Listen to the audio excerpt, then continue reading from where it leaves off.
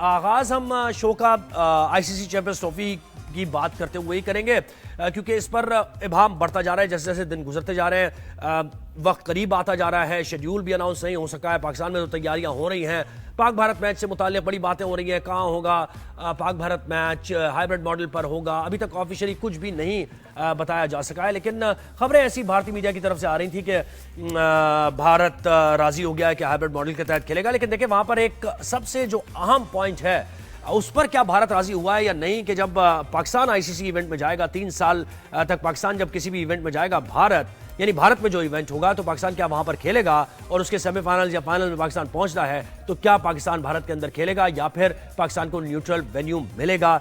इस पर ही चीजें अटकी हुई हैं। तो आज के मैच पर भी बात करेंगे पाकिस्तान और साउथ अफ्रीका के। हमारे साथ ब्यूरो चीफ इस्लामाबाद अब्बास शब्बीर मौजूद है और सियासत के मौसम का अहवाल भी देते हैं, क्रिकेट की बात भी करते हैं। बड़ा मजा आता है उनसे क्रिकेट की बात करके। अब्बास, बताएं भाई, क्या आपके पास इतलात आ रही हैं? आपके दोस्त कुछ अगर भारत में है, सहाफी जर्नलिस्ट जिनके पास इनसाइट है, वो क्या बता रहे हैं आईसीसी चैंपियंस ट्रॉफी से मुतालिक? कहिए। देखें, चैंपियंस ट्रॉफी का फैसला तो आइंदा दिनों में आ ही जाना है, और मैं समझता हूं कि इसमें पाकिस्तान की बड़ी जीत है। जिस तरीके से पाकिस्तान ने अपना फर्म स्टांस आईसीसी के सामने रखा है, बीसीसीआई को उन्होंने घुटने टेकने पर मजबूर किया है, क्योंकि बीसीसीआई में ही अब आप देखें कि आईसीसी बीसीसीआई, अब संजय जयशाह पहले सेक्रेटरी थे बीसीसीआई के, अब वो आईसीसी को हेड कर रहे हैं। तो चीज़ें थोड़ी सी डिफरेंट नज़र आ रही हैं। पाकिस्तान पहले की तरह नहीं है। जिस तरह एशिया कप में हम हाइब्रिड मॉडल पर गए थे, हमारी टीम एक शहर से दूसरे शहर ट्रेवल करती थी, कभी इस मुल्क में कभी उस मुल्क में, तो उससे हमारी जान छूटी है। ठीक है, इंडिया पाकिस्तान नहीं आ रहा, ये इंडिया को बड़ा नुकसान होगा, ये क्रिकेट के लिए बड़ा नुकसानदेह होगा, लेकिन इंडिया को पाकिस्तान आना चाहिए था। ठीक है, वो नहीं आ रहे, लेकिन मैं समझता हूं कि इसमें पाकिस्तान क्रिकेट बोर्ड की बड़ी जीत है। जिस तरीके से हमने अपना स्टैंड रखा है, हमने अपना पॉइंट ऑफ व्यू आईसीसी से मनवाया है, लेकिन अब सिर्फ शेड्यूल का इंतजार है, क्योंकि अभी तक जो जराए से खबरें चल रही हैं, इंटरनेशनल मीडिया यानी इंडियन मीडिया को हम बस टू अर्ली टू से कि पाकिस्तान की जीत है, क्योंकि देखें पाकिस्तान अभी तो कुछ बात सामने नहीं आई है ना कि भारत क्या राजी हो गया है हाइब्रिड पर या नहीं हुआ है, या हमें ही एडजस्ट करना पड़ेगा। अभी तो पता नहीं चला ना कुछ भी। देखिए, हम तो अभी इंडियन मीडिया के ऊपर डिपेंड कर रहे हैं ना, और जो इंडियन मीडिया के जो आउटलेट्स हैं और जो लोग इस वक्त बात कर रहे हैं हाइब्रिड मॉडल की, वो सारे बीसीसीआई की फीडिंग से और आईसीसी की फीडिंग से बात नहीं, लेकिन इसको कंफर्म नहीं कर रहे हैं वो, इसको अब्बास इसको कंफर्म वो नहीं कर रहे हैं अभी भी कि ये जो वर्ल्ड कप होने जा रहा है भारत में, इसमें अगर फाइनल और सेमीफाइनल का मामला होता है और पाकिस्तान पहुंचता है, तो इसको वो बिल्कुल कंफर्म नहीं कर रहे हैं कि पाकिस्तान न्यूट्रल वेन्यू पर खेलेगा या वो सेमीफाइनल फाइनल श्रीलंका में हो जाएगा। देखिए, इसको कंफर्म करना पड़ेगा उनको। अगर तो इस बार उन्होंने अपनी मनमानी है, उन्होंने पाकिस्तान नहीं आना, उन्होंने पाकिस्तान के साथ न्यूट्रल वेन्यूज पर मैच खेलने हैं, तो ये भारत भूल जाए कि 2026 का जो वर्ल्ड कप है हम इंडिया जाकर खेलेंगे, हम भी न्यूट्रल वेन्यू के ऊपर खेलेंगे, क्योंकि देखें टिट फॉर टैट है। हमने अपने सारे जो बॉक्सेस थे वो टिक किए हैं गुज़िश्ता 2 सालों में। हमने वो सिक्योरिटी दी है तमाम इंटरनेशनल टीमों को जो सोच भी कोई नहीं सकता। हमने ये साबित किया है कि Pakistan is a safe country for international cricket, international cricketers. अगर भारत अब भी हड्डर्मी कर रहा है और सिक्योरिटी का बहाना बना रहा है, तो मैं समझता हूं कि ये भारत क्रिकेट के साथ खिलवाड़ कर रहा है, सियासत और क्रिकेट। अच्छा, देखिए अब्बास, हमारे साथ रेगुलर बेसिस पे अब तो, क्योंकि आईसीसी का बड़ा एक ये टॉपिक ऐसा है कि सब जानना चाहते हैं, तो हमारे साथ भारतीय सहाफी भी होते हैं और बड़ी अच्छी उनसे बात होती है, बड़े तरीके से वो बात करते हैं और खबर भी देते हैं अंदर की। यानी भारत, हमारे ऊपर तो कहा जाता है, हमारे ऊपर बड़े इल्जामात लगते हैं, भारत में भी इन्फ्लुएंस तो है ना। देखें, गवर्नमेंट का इन्फ्लुएंस है और बरमला वो इसका इजहार करते हैं कि है स्पोर्ट्स, ये क्रिकेट है, लेकिन इन्फ्लुएंस हुकूमत का है, हुकूमत डिक्टेट करा रही है। तो इसका मतलब उनका बोर्ड भी आजाद तो नहीं है ना, वहां भी ऐसे डिक्टेशन लेके वो काम कर रहे हैं।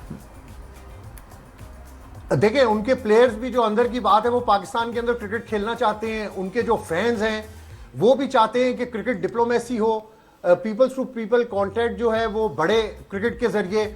लेकिन जहां तक आपने बात की, बिल्कुल दुरुस्त बात की, इसमें हुकूमतें इन्वॉल्व हैं। पाकिस्तान ने भी ब्रेक थ्रू किया 2012 में, हुकूमत की बहुत इन्वॉल्वमेंट थी, उसके बावजूद उस वक्त के चेयरमैन ने हुकूमत पाकिस्तान को कन्विंस किया कि हम इंडिया जाके खेलते हैं, क्रिकेट डिप्लोमेसी करते हैं। 2016 में हम गए, 2023 का वर्ल्ड कप हमने वहां पर जाकर खुद देखा, वहां पे लोगों की और देखिए अब्बास, ये भी हम दोनों इस बात को भी का... वाजे करें, लोग सुन रहे हैं कि हमारी इन्वॉल्वमेंट पॉजिटिव पर्पसेस के लिए है, यानी हम क्रिकेट के फरोग के लिए इन्वॉल्वमेंट हमारी है हुकूमत की। हम चाहते हैं कि दोनों टीम्स खेलें। पाकिस्तान ने तो इतना एडजस्ट किया कि भारत जाकर खेला, कितनी दफा हमने खेला जाकर, तो ये बड़ा फर्क है दोनों इन्वॉल्वमेंट्स में। देखिए एग्जैक्टली जी 3 मरतबा हम गए हैं भारत, और अब भारत की बारी है। एशिया कप में भारत ने ये एग्री किया था कि हम पाकिस्तान आएंगे। 2023 वर्ल्ड कप में हम गए, ये बैक डोर्स के ऊपर ये एग्रीमेंट था। वहां पे अगर आपको याद हो कि उस वक्त ज़का अशरफ साहब ने जय शाह से अहमदाबाद के अंदर मुलाकात की थी, भारतीय हाई ऑफिशियल से मुलाकात की थी। ठीक है, कोई रिटन एग्रीमेंट हमारा साइन नहीं हुआ था, लेकिन देखिए क्रिकेट है, क्रिकेट में अगर आप रिटन एग्रीमेंट्स के ऊपर बात कर लें तो फिर सियासत और क्रिकेट के अंदर क्या फर्क होगा। क्रिकेट के अंदर कमिटमेंट्स होती हैं।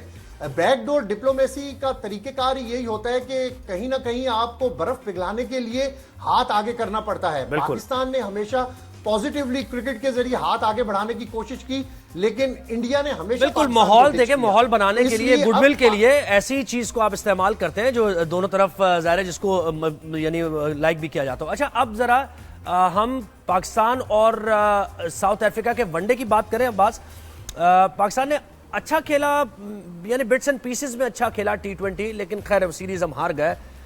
मैं असल में बहुत बात करना चाह रहा था साइम अयूब की परफॉर्मेंस की। अगर हमारे पास ग्लिम्सेस उसके भी है ना साइम अयूब के, जरूर दिखाइएगा क्या उस लड़के ने परफॉर्म किया है। मतलब ऐसी आउटस्टैंडिंग बैटिंग की है कि पॉन्टिंग वगैरह की याद आ गई जब वो अर्ली अपनी उसमें थे। खैर पॉन्टिंग तो राइट हैंडेड थे, लेकिन चारों तरफ मैदान के उसने शॉट्स के लिए। आप क्या कहेंगे साइम की बैटिंग पर? देखिए, असल मुद्दे के ऊपर आप आए हैं और आपने कहा कि पाकिस्तान टीम बड़े पैचेस के अंदर बड़ा अच्छा परफॉर्म किया है। पाकिस्तान ने बिल्कुल भी अच्छा परफॉर्म नहीं किया जोए भाई, मैं आपकी इस बात से मुत्तफिक नहीं हूं। आप देखें कि हमने एक साल में 4 कोचेस तब्दील किए। मिकी आर्थर के बाद हफीज के बाद गैरी कर्स्टन, जेसन गिलेस्पी। आप इंटरनेशनल कोचेस को मिनते करके पाकिस्तान लेकर आते हैं और फिर आप उनके साथ किस तरह का रवैया इख्तियार करते हैं। आप उनको इख्तियारात नहीं देते, जो कमिटमेंट्स हैं वो आप पूरी नहीं करते। क्योंकि मैं पहले दिन से ये बात करता हूं कि पाकिस्तान क्रिकेट बोर्ड में right person for right job नहीं है। जिन लोगों के पास इंटरनेशनल क्रिकेट है उनके पास इंटरनेशनल क्रिकेट चलाने का एक्सपीरियंस नहीं है, उनके पास मार्केटिंग की डिग्रीज हैं, वो right person for right job नहीं है। जिसकी वजह से मैं समझता हूं कि ये जो कोचेस का बहरान पाकिस्तान के अंदर है, गैरी कर्स्टन दुनिया का बहुत बड़ा नाम है, इंडिया के वो कोच रहे।